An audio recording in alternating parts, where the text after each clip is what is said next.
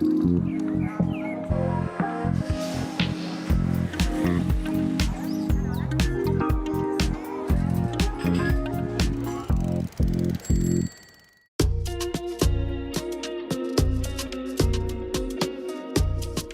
suis une Parisienne française, d'origine malienne et sénégalaise. Je joue devant la caméra ou sur des scènes de théâtre.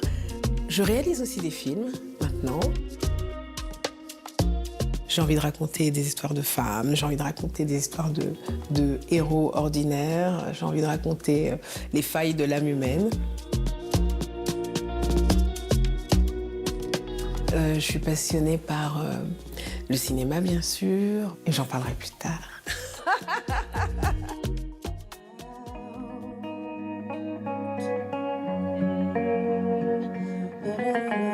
Dans l'instant T, je suis une chanteuse, autrice, compositrice qui vient de sortir son nouvel album. Et au cœur de cet opus est l'être en connexion avec soi pour être mieux en connexion avec les autres.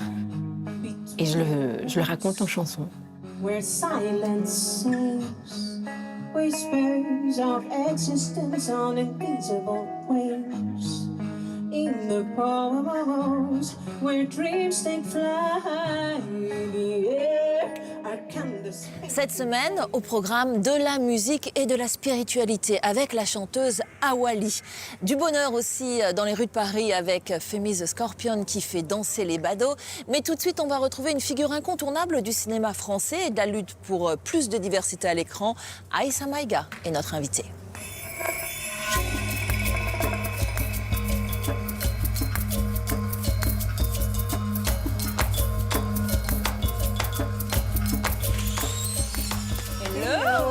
Ça va? Ça va bien et toi? Oui. Contente de te retrouver? Moi aussi, bienvenue. Mais je suis ravie de découvrir ce lieu, le Little Africa Village. Oui. Quelle est la vocation de cet endroit? Ici, c'est un lieu que j'aime beaucoup, d'abord parce que c'est beau, c'est accueillant, on se sent immédiatement chez soi. C'est à la fois une boutique, un lieu culturel, il y a des signatures de livres, des expositions. Et c'est aussi un point d'ancrage pour les personnes qui veulent découvrir la Goutte d'Or, le Paris afro. Il y a beaucoup de touristes, américains, japonais notamment, qui passent par ici. Et puis des Français, des Parisiens, ou pas d'ailleurs.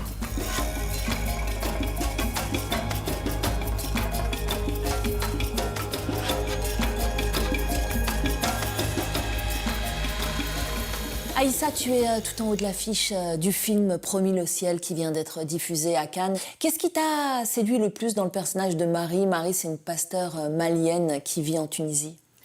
Ce qui m'a séduit, c'est le côté multidimensionnel. C'est une femme qui est pasteur et qui porte à bout de bras une communauté qui est vraiment marginalisée en Tunisie. C'est également une femme qui cache une blessure et les rôles avec des secrets comme ça sont toujours des rôles très forts parce que ça ajoute beaucoup de matière en fait. Et c'est un personnage qui me touche aussi parce qu'elle est constamment en quête du divin dans son existence, mais le divin vraiment incarné dans ce qu'elle mène, ce qu'elle fait pour autrui. Et c'est en même temps une intellectuelle, c'est une journaliste, une ancienne journaliste. Donc voilà, il y avait beaucoup de choses comme ça à convoquer dans sa vie de femme, de pasteur, de mère aussi d'une certaine façon. C'est un film qui traite des tensions sociales en Tunisie. C'est un film qui est résolument ancré dans son époque. Comment est-ce que tu as fait pour te préparer à ce rôle? Alors, je me suis préparée en accéléré parce qu'il faut savoir que Erige, la réalisatrice, travaille en général avec des non-acteurs. C'était le cas pour son précédent film, Sous les figues, et pour celui-ci, c'est pareil. Elle a fait une longue investigation pendant 2 ans et elle a pensé travailler avec des vrais pasteurs, ce que je comprends. Et puis en cours de route, elle s'est dit non, pour ce rôle-là, il me faut une vraie actrice, entre guillemets.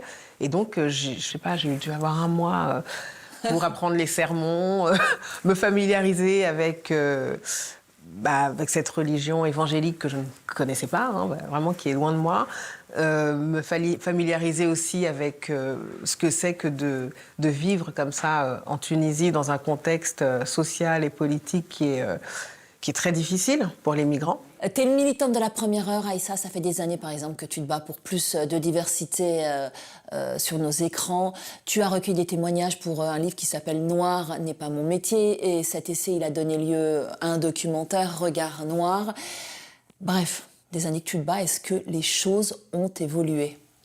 Oui, alors moi j'essaie d'être... je suis, je pense, très optimiste. Et en même temps, j'ai un regard critique. Parce que j'ai beaucoup de remontées. Des remontées de terrain, je pourrais dire, avec... énormément de jeunes. Il n'y a pas une journée qui se passe sans que j'ai plusieurs témoignages spontanés de jeunes qui m'écrivent en disant ça nous fait du bien de te voir, ça nous donne de l'espoir, merci pour tes prises de position, et qui me racontent ce qu'ils vivent.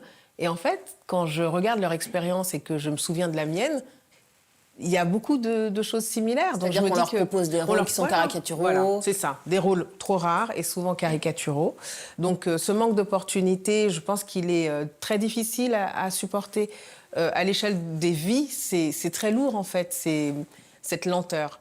Et je pense qu'en France, on devrait être précurseur. Ouais. On devrait être précurseur parce qu'on a une longue histoire de diversité, s'il faut appeler ça comme ça. On a une longue histoire de mélange, de multiculturalité, et on devrait être fiers d'être à la pointe de ça et de laisser ces problèmes anachroniques derrière nous. Mais ce qui m'intéresse, c'est de créer de nouveaux espaces. Voilà, c'est à ça que je travaille en ce moment. De créer un nouvel espace pour de nouveaux récits et des opportunités pour plus de monde. De quelle manière? En produisant. En produisant. Ouais, c'est ça. Tu t'es vraiment lancée dans la production et ça, ouais. Ça fait partie de tes projets d'avenir. Voilà, c'est ça. Il y a très peu de rôles qui sont écrits pour nous et les rôles qui sont écrits, la plupart du temps, sont très réduits ou réducteurs. Finalement, on n'a pas une réelle place ici.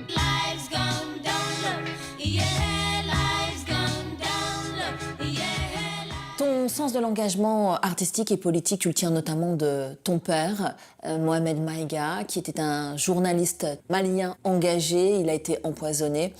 Aujourd'hui, tu as créé une association qui porte son nom et un prix également à son nom, décerné en collaboration avec Reporters sans frontières. Qu'est-ce qu'il récompense, ce prix ? Ce prix, il récompense le travail des journalistes d'investigation sur le continent africain. C'est un prix auquel je tenais beaucoup parce que mon père est mort très jeune, il avait 33 ans. C'était quelqu'un d'assez incroyable, même en dehors de son engagement. Humainement, c'était vraiment une personnalité très, très lumineuse. Et il est parti, alors même qu'il était en train de bâtir une sorte de renaissance africaine aux côtés de Thomas Sankara au Burkina Faso. Et donc, c'est une façon de faire vivre son héritage, mais aussi tout simplement et très concrètement de soutenir des journalistes qui sont très courageux, qui encourent souvent des risques énormes, que ce soit la prison, l'exil ou l'assassinat dans le pire des cas. Derrière la caméra, en 2021, tu signes un autre documentaire, Marcher sur l'eau, qui est tourné au Niger. Je sais que c'est une expérience qui t'a beaucoup marqué. Oui. Est-ce que tu peux nous en parler ? C'est un film qu'on m'a proposé de réaliser sur le manque d'eau en relation avec le réchauffement climatique en Afrique de l'Ouest. Donc, voilà, un programme un peu vaste. Et donc, je me suis focalisée sur une communauté dont le destin m'a bouleversée. Ce sont les Peul Wodabé, qui jusqu'à très récemment étaient des nomades, qui vivaient en famille, qui nomadisaient en famille. Et le réchauffement climatique qui se fait ressentir dans cette région sahélienne est vraiment drastique en termes de manque d'eau.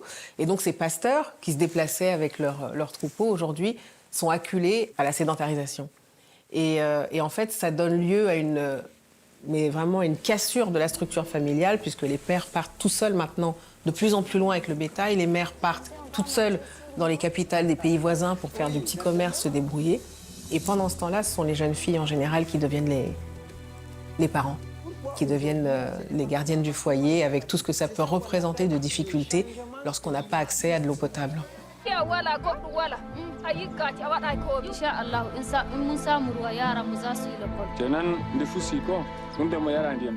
Qu'est-ce qui te fait rêver? Qu'est-ce qui te fait envie pour les années à venir? Alors, ma liste de souhaits, ce qui me fait envie... Il y a plein de rôles qui me font envie encore, ouais, en tant qu'actrice. Moi, j'ai l'impression d'être toujours un peu cette post-adolescente qui rêve de son métier, de rencontres et tout. Je me sens pas du tout... je suis pas blasée, non, pas du tout. Je suis assez gamine. Hein. Immature peut-être. Non, mais on va te souhaiter de le rester. Hein. C'est toujours bien de garder un peu son âme d'enfant. Oui, tout à fait.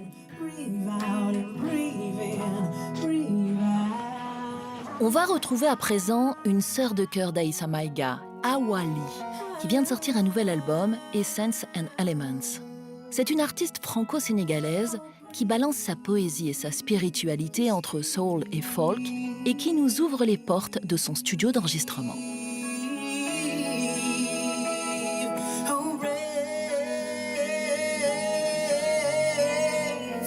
Just breathe. Oh, breathe, breathe.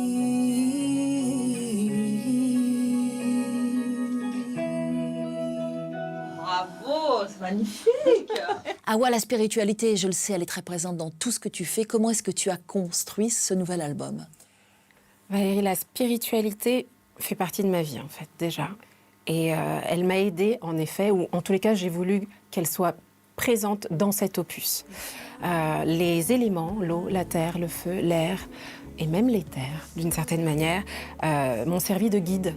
Et leurs fréquences, leurs vibrations, mélangées bien sûr à la mienne, à mon énergie, sont le cœur de ce nouvel album, où d'ailleurs, dans son cœur, justement, j'ai voulu mettre le soin par le son. Le soin par le son. Alors justement, parlons-en du soin. Tu compares souvent la musique à une transe, à un soin. Tu peux m'expliquer? Oui, plus que la comparer, pour moi, en tous les cas, c'est ma vérité. Hein. Je n'impose rien en disant ça, c'est pas la vérité avec un universel, mais c'est un outil. La musique est un instrument, tout est vibration. Et le son, justement, la musique, quelle qu'elle soit, elle sert à aligner, à recentrer, à connecter, à reconnecter, à lier, à relier. Et en ce sens, vu qu'on est fait de vibrations, justement, quand elles s'accordent, elles équilibrent. Et donc, en ce sens-là, elles soignent. I'm standing still, still. Oh, I'm standing still, still. Aïssa, avec qui on a fait un bout de cette émission, a réalisé 3 clips. Oui, presque 4. C'était une évidence de tourner avec elle? C'était une évidence de tourner avec. C'est une évidence de faire tellement de choses avec Aïssa, qui est vraiment une sœur de cœur, une sœur d'âme. J'aime sa vision, j'aime son regard. Lorsque je lui ai raconté un peu cette histoire que j'avais en tête, c'était tellement clair pour elle et je me suis laissée porter, mais vraiment par son flot et en toute confiance et avec beaucoup de vulnérabilité aussi. Et comme on a eu la chance de pouvoir tourner au milieu de la nature, une nature luxuriante. Au Panama? Oui, au Panama. Et des paysages merveilleux, bien sûr. Cette planète, elle m'émeut de beauté. Et ça, c'est encore une fois être en conscience dans l'instant présent.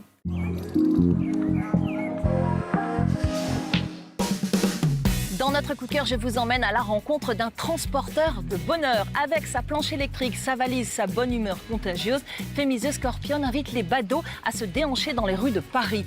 Chorégraphe, danseur, chanteur, il transforme chaque coin de bitume en fête improvisée. On va se laisser tenter. Hey, allez là, allez, ensemble, tout le monde, let's go. Hey, et là. Bon, Femi, fais-moi partager ta passion et ton parcours. À quel moment tu t'es dit « je vais être un transporteur de bonheur dans les rues » Écoute, j'ai une passion pour la danse. J'ai grandi au Bénin. Je suis venu ici à l'âge de 25 ans. Et j'avais vraiment une passion pour devenir chorégraphe dans les théâtres. Donc j'ai étudié, j'ai fait mes grandes études dans la danse. Et j'ai trouvé que c'était pas quelque chose qui correspondait vraiment à ce que j'attendais. C'est que l'idée, c'est de fédérer les gens et de mettre les gens ensemble. Et ça marche à tous les coups ou pas? Ça marche toujours. En fait, ce qui est bien encore, c'est que les gens ne s'attendent pas. Ils sont dans leur quotidien et ils sortent du boulot. Et puis, ils veulent prendre un verre ou ils attendent quelqu'un sur un point. Et d'un coup, ils me voient. Et puis, le bonheur, tout le monde se met à danser. C'est juste magnifique. Toi, Oui. qu'est-ce qui te touche le plus quand tu parviens à faire danser les gens comme ça dans la rue? La joie que les gens aussi, qu'ils ont aussi à transmettre, parce que la joie, elle est contagieuse.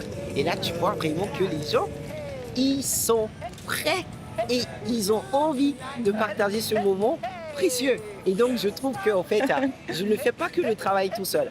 Tout le monde y participe et c'est un pur bonheur de participer. Bon, tu m'as vendu du rêve, tu m'as dit que ça marchait à tous les coups, donc je te prends au mot. Allez, Allez. Don't wanna dance